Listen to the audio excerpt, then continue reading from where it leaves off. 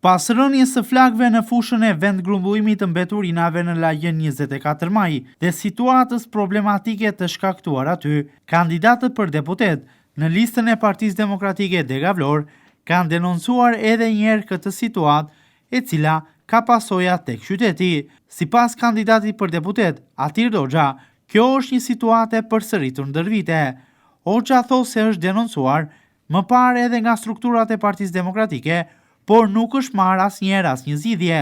Gjithashtu, Atir Doxha thekson se si rrjedhoi problematikës të mbartur ndër vite, pasojat më shqetësuese i vuajnë sot qytetarët. Ne jemi sot së bashku me dy kolegët kandidat për deputet, zotin Romario Memina dhe zotin Mario Runa.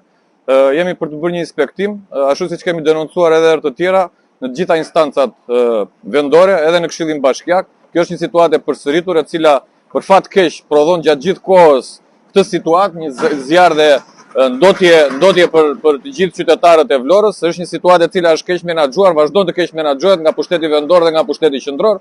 Kemi denoncuar gjithashtu edhe mos funksionimin e landfillit të Sherishtës, i cili deri tani ka marrë një kosto për 10 milion eurosh financim dhe që vazhdon akoma të mos jetë në funksion. Është bërë premtim disa herë nga kryeministri dhe nga kryetari i bashkisë se do të ishte që në vitin e kaluar në funksion, por vazhdojmë akoma të jemi në këtë situatë që kemi mbas shpinës tonë ku qytetarët e Vlorës po elmohen me tymin kancerogjen i cili prodhohet nga vendgrumbullimi i mbetjeve. Është një situatë apokaliptike, do ta konsideroja unë, e përsëritur nga keq menaxhimi, nga korrupsioni i cili ka prodhuar deri tani vetëm fatkeqësi në këtë vendgrumbullim. Ne i bëjmë thirrje të gjithë instancave shtetërore të jenë sot në gatishmëri të plot, institucionet në varësi të bashkisë zjarfikses Vlorë, e cila duhet të jetë tu prezent për të bërë të mundur lokalizimin edhe po themi shuarjen e kësaj vatre zjarri e cila ka prodhuar deri tani një katastrofë mjedisore dhe po rrezikon madje edhe banesë atu në krahun tonë të djathtë. Gjithashtu i bëjmë thirrje prokurorisë së rrethit gjyqësor Vlorë të njësi me një rretimet, sepse kjo situatë e përsëritur nuk është një katastrofë natyrore, nuk është një situatë e cila vjen për shkak të natyrës, por vjen për shkak të keq menaxhimit nga institucionet vendore. Patjetër që era sot me këto ritme e favorizon, po themi edhe zjarrin, por unë insistoj tek pjesa e mos menaxhimit nga institucionet shtetërore dhe nga Bashkia Vlorë.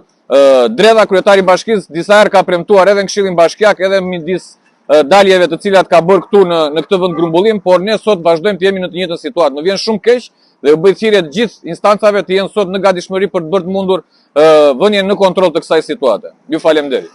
Romario Meminaj, kandidat për deputet në listën e hapur të Partisë Demokratike, ka një thirrje drejtuar organeve ligjzbatuese të nisin sipas tij hetimet për rastin në fjalë, për të cilin dyshohet se është i qëllimshëm. Siç e shihni edhe vetë, është një situatë alarmante për qytetin e Vlorës. Kjo është një kancer, një tumor i qytetit të Vlorës.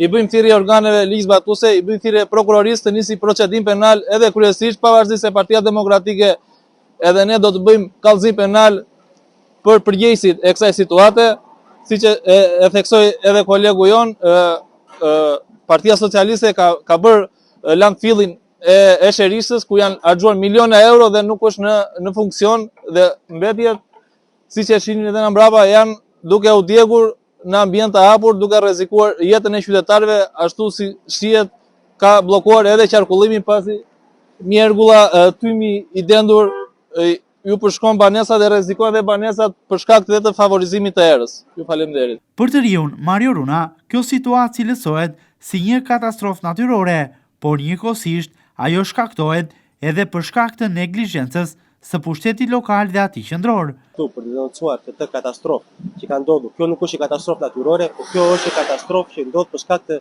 keq menaxhimit të qeverisë. Prej orëve të para të mëngjesit të kësaj të hëne, fusha e grumbullimit të mbeturinave ka rënë në flak, duke sjellë në qytet një sër problematikash, të cilat janë konstatuar edhe disa herë të tjera të mëparshme në të kaluarën.